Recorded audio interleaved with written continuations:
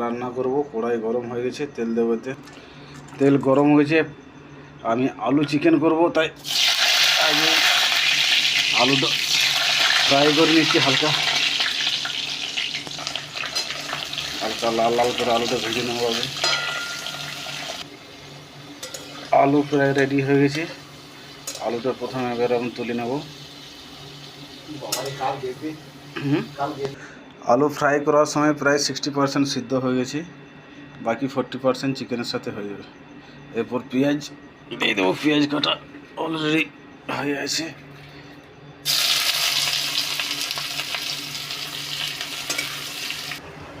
এরপর রসুন অ্যাড করে নিচ্ছি সাথে। রসুনটা 2 মিনিট ফ্রাই করার পর আদা বাটা দিয়ে দিচ্ছি।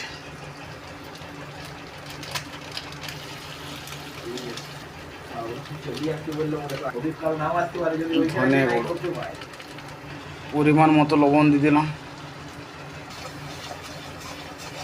এবারে যতক্ষণ পর্যন্ত মশলা থেকে তেল না ছাড়ছে নেড়ে যাব। এবারে এর সাথে চিকেন অ্যাড করে নেব। চিকেন বলতে বিশেষ করে আমি চিকেনের ওই যে পোর্ট নিয়েছি এবং লেগ পিস আছে।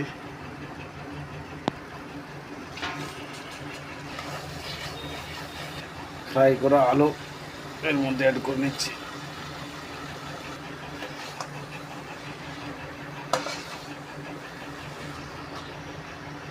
হালকা গরম মশলা অ্যাড করে নিচ্ছি। চিকেন থেকে তেল ছেড়ে দিয়েছে প্রায়। এর মধ্যে আমি পরিমাণ মতো জল অ্যাড করে সিদ্ধ করে নেব। ব্যাস, এই মুহূর্তে চিকেন রেডি হয়ে গেল। এখন গরম গরম সার্ভ করব।